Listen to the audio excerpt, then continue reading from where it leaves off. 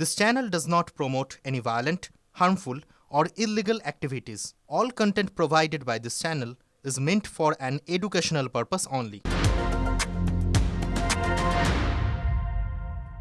UEM Jaipur is a perfect target for prospective students aspiring for good jobs, good education with future-ready skills.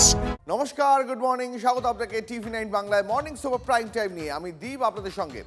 আর শুরুতেই এই মুহূর্তে একটা বড় খবরের নজর রাখবো। পিসিআর কে বলবো এই মুহূর্তে বিগ ওয়ালে এই মুহূর্তের বড় খবর দেওয়ার জন্য। কাঁচরাপাড়া থেকে যে খবর পাচ্ছি, কাঁচরাপাড়ায় অস্ত্র উদ্ধার হয়েছে। এই মুহূর্তের বড় খবর, কাঁচরাপাড়ায় অস্ত্র সহ গ্রেপ্তার করা হয়েছে একটি 9mm পিস্তল, একটি রিভলভার, দুটি পাইপ গান উদ্ধার করা হয়েছে, 5 রাউন্ড কার্তুজ উদ্ধার করা হয়েছে, গ্রেপ্তার করা হয়েছে একজনকে। এই মুহূর্তের বড় খবর, কাঁচরাপাড়ায় অস্ত্র উদ্ধার, গ্রেফতার করা হয়েছে একজনকে। আরো বিস্তারিত এই বিষয়ে জানবো। আমাদের সহকর্মী অনন্ত আমাদের সঙ্গে রয়েছেন এই মুহূর্তে। অনন্ত, আবারও আমরা দেখতে পাচ্ছি উত্তর 24 পরগনায় যেন অস্ত্রের ভান্ডার, আবারও অস্ত্র উদ্ধার। আমার প্রশ্ন, যার কাছ থেকে এই অস্ত্র উদ্ধার হলো, যাকে গ্রেফতার করা হয়েছে, তার কাছে কেন এই অস্ত্র ছিল, কে সে, তার কি রাজনৈতিক পরিচয়?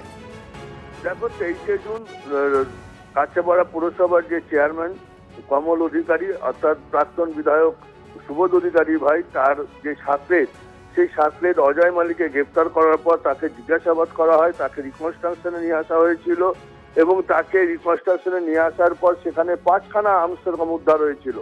তারপরে তাকে ফার্দার জেরা করা হয় গতকাল রাতে।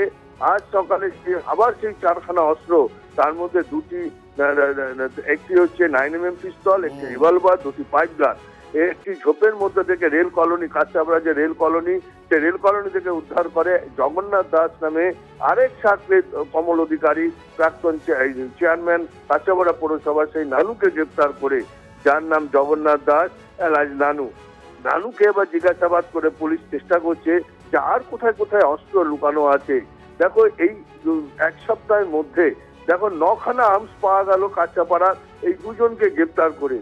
এরপরে আরো কোথায় কোথায় কোথায় অস্ত্র আছে তারা রেখেছে, কেন রেখেছে মজুত করে, কি তাদের উদ্দেশ্য ছিল, অর্থাৎ ভোটে জিতলে তারা কি করতেন, সেগুলোই তাদের কাছে পুলিশ দফায় দফায় জিজ্ঞাসাবাদ করছে এবং তাকে আজ আদালতে পাঠানো হবে 10 দিনের পুলিশ রিমান্ড চেয়ে, এবং এরপরে তাকে আরো এসেন জিজ্ঞাসাবাদ করা হবে কোথায় কোথায় অস্ত্র তারা রেখেছে, শুধু কাঁচরাপাড়া না হালিশহর আর কোন কোন জায়গায় অস্ত্র মজুদ তারা রেখেছে, সেগুলো তাকে জিজ্ঞাসাবাদ করে পুলিশের সন্দেহ যে এই যে গ্যাং, এই যে চেয়ারম্যান কমল অধিকারী যে গ্যাং, এই গ্যাংয়ের কাছে আর কার কাছে অস্ত্র আছে, সেই অস্ত্রগুলোই উদ্ধার করাই লক্ষ্য এখন বিজপুর থানার পুলিশের।